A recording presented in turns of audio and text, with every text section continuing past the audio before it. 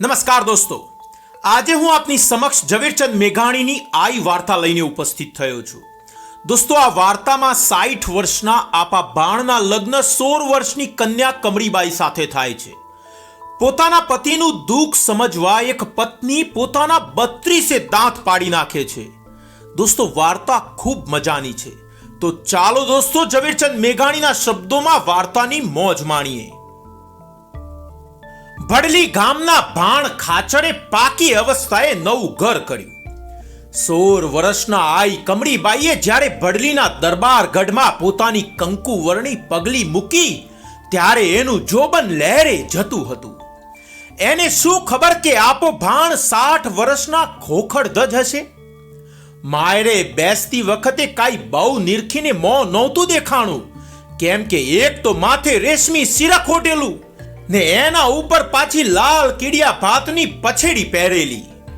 16 વર્ષના કાઠિયાની કોડ ભર્યા સાસરે આવ્યા ત્યારે એની હેમ વર્ણી કાયા ઉપર બાંધણીની કસુંબલ ચુંદડી મહેકી રહી હતી. કસુંબલ રંગમાંથી તો કેવી મધુર મહેક છૂટે. 4 કોરવાળી લાલ ચણોઠી જેવી રૂપાળી જીમી એણે પહેરી હતી. કટાબ કોરેલું કાપડું અંગે ઝગમગતું હતું અને તાંતમાં લટકતો મોતીદાર મોટો ચાંદલો બરાબર કપાર વચ્ચે હિંચકતો હતો. પણ સાસરે આવ્યા ત્યાં તો ચતુર કાઠિયાણીને જાણ પડી કે પોતે જુવાનીના રંગ માણવા નથી આવ્યા, પણ આપા ભાણનું ખોરડું ઉજારવા આવ્યા છે. ગામની આધેડ બાઈઓ આવીને આ જોબનવંતીને પગે પડી કહેવા લાગી, આઈ, અમે તો તમારા છોરું કહેવાઈએ, આશીષ દ્યો. ગામને ઘેર ઘેરથી જુવાન વહુઓ આવીને આઈને પગે પડવા લાગી. કોઈ પોતાના છોકરા આઈને પગે લગાડવા લાગી. આપા ભાણના મોટા મોટા અમીરો પણ આવીને એને આઈ કઈ પૂછપરછ કરવા લાગ્યા. કોઈ એને હસીને તો બોલાવે જ નહીં ને. સૌના મોઢા આઈ બોલતા ભારે ખમ બની જાય. એને કોણ લાડ લડાવે અને કોણ વહેલા વહેલા રાત્રિએ ઓરડે મોકલે. એને માથે મીંડલા લઈ, સેંધે હિંગરો પૂરી, પાટીએ સુગંધી સોંદો ચોપડી, કપારે ટીલડી ચોડી, ગાલે સેંધાની નાનકડી ટપકી કરી અને નેણને સોંદે ભરી કમાન જેવા કરી દઈને બથમો લેનાર નણંદ સાસુ કે તેવડી સૈયર ત્યાં કોણ હોય તો ખરા, પણ આઈને એવું થાય? 8 પોર ને 7 ઘડી એ તો બાપડા આઈ ને બસ આઈ. કમળીબાઈ પોતાની જોબન અવસ્થા ભૂલવા માંડ્યા. કસુંબલ, ભાતીગર અને સુગંધી લુગડા ઉતારીને એને ગુઢા વસ્ત્રો ધારણ કરી લીધા. કપારની તાંત, કાનની પાંદડી અને ડોકના હાર મને કાંઈ હવે અળગે? હું તો આઈ કહેવાઉં, એમ બોલીને એણે બધાએ શણગાર અળગા કર્યા. ફક્ત સૌભાગ્યના જ એધાણ રાખ્યા. કાઠિયાણીને હજી એક વાત હૈયામાં ખટકતી હતી. બોખા બોખા સ્ત્રી પુરુષો જ્યારે આઈ કહીને એની સાથે વાતો કરતા ત્યારે કાળા મલીર વડે પોતાનું મોઢું ઢાંકીને આઈ જવાબ દેતા. દાડમ કરી જેવા 32 દાંતની એને ભોઠપ આવતી. સમજણા થયા ત્યારથી જ દાંતને એને પ્રેમથી સાચવેલા હતા. એમાંય પરણવું હતું એટલે તો દાંતને પોથી અને મજીઠને રંગે રંગ્યા હતા. મહેનત લઈને મોઢું રૂડું બનાવ્યું હતું. બીજા શણગાર તો ઉતાર્યા, પણ રોયા આ દાંતનું શું કરવું? લાજી મરું છું એ એમની રાત દિવસની ચિંતા હતી. એક દિવસ સવારે આપો ભાણ અને બીજા 3-4 મહેમાનો ટાટી છાશ પીવા બેઠા.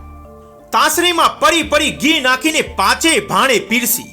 પાસે ગોરસના દોણા અને ફીણારા દૂધના બોગરા મૂક્યા. ઘીમાં ગોરસ નાખીને પછી તેમાં સાકરના ધોબા ભરી ભેરવ્યા અને સવા ગજ પનાના કાસાના થારમાં બાજરાના રોટલા પીરસ્યા. થારીને માથે કેમ જાણે વેલણથી વણ્યા હોય તેવા સરખી જાડાઈ વાળા રોટલા આઈએ 2 નાનકડી હથેળી વડે ટીપીને કરેલા હતા. રોટલામાં ભાત પાડવા માટે તો આઈએ 1 આંગળીનો નખ લાંબો રાખ્યો હતો અને આંગળીઓમાં વેઢ પહેર્યા હતા. એટલે ગળતા રોટલાને માથે ખાજલી, લેડિયો અને સાંકડીની ભાત ઉપડતી આવે એવી નકશીથી ભરેલા રોટલા તાવડીમાં પકવીને એને ત્રાંબા જેવા બનાવેલા. એવા તો ઊંડા બનાવેલા કે અંદર પોણો પોણો શેર ઘી સમાઈ જાય. આપા ભાણે રોટલો ભાગીને બટકું મોઢામાં મૂક્યું, પણ ચાવે સી રીતે? દાંત ન મળે. પોચો રોટલો હોય તો ચોરી ચોરીને પેઢા વડે ચાવી શકે ને, પણ આ તો કડાકાદાર રોટલો. આપાએ મહેમાનોને પૂછ્યું, કા બા, રોટલો તમને ફાવે છે કે? ઓહોહો, આપા ભાણ પરોણા વખાણ કરવા લાગ્યા. આવા રોટલા તો અહીં જ ભાર્યા. કેવી રૂડી 3 ભાતી ઉપડી છે. એવો દેખાવડો રોટલો છે કે ભાગવાનું એ મન થાતું નથી. આપા, અમારા આય તો રાબ છાસે ભારે ડાયા દેખાય છે. આપા બાણના ભાગ્ય ચડિયાતા છે. બીજાએ મૂછો ઊંચી રાખીને તાસરીમાંથી દૂધ પીતા પીતા ઉમેરો કર્યો. હા બા, ભાગ્ય તો ખરા. આપા બાણ મરકતા મરકતા બોલ્યા, પણ આવા રૂડા રોટલાની મીઠાશ માણવાના દૂધિયા દાંત હવે ક્યાં લેવા જાય? નાનડિયાને કાંઈ ખબર છે કે બોખાને આવા કડકડિયા રોટલા ખાતા પેઢામાં કેવી બળતરા હાલતી હશે? રોટલાની રૂડપ જોઈને હવે આંખ્યું દરવવી રહી બા. પણ હોજરીની આગ એમ રોટલા જોયા કાંઈ ઓલાય છે? હશે જેવી સૂરજની મરજી, બીજું શું થાય? મર્મના વેણ કહેતા તો કાઠીને એની જનેતાએ ગરથુથીમાં જ પાઈ દીધું છે. આપો ભાણ સમજ્યા કે જોબનવંતી આઈને આજ બરછી જેવા મર્મ બાણ મારીને વિંધ્યા છે, એટલે હવે તો પૂરી કાળજીથી ભાણું સાચવશે. રાત પડી, ડેલીએ ડાયરો વિંખાણો. દરબાર ઉઠીને સુવાને ઓરડે ગયા. આઈ બેઠા હતા, પણ ગઈ કાલના ભર્યા ગાલમાં આજ એને ખાડા દેખાયા. આપાએ પૂછ્યું, કા કેમ વહેલું વહેલું એક જ દિવસમાં ગળપણ વર્તાય છે? આઈએ મોં મલકાવ્યું, હોઠ પોરા થયા. ત્યાં તો આપા બોલી ઉઠ્યા, અરર કાઠિયાણી, આ શું? મોઢામાંથી 32 દાડમ કર્યું ક્યાં ગઈ? પાડી નાખી. આઈએ હસીને જવાબ દીધો, રાતા રાતા હોઠની વચ્ચે કાળું ઘોર અંધારું દેખાણું. પાડી નાખી?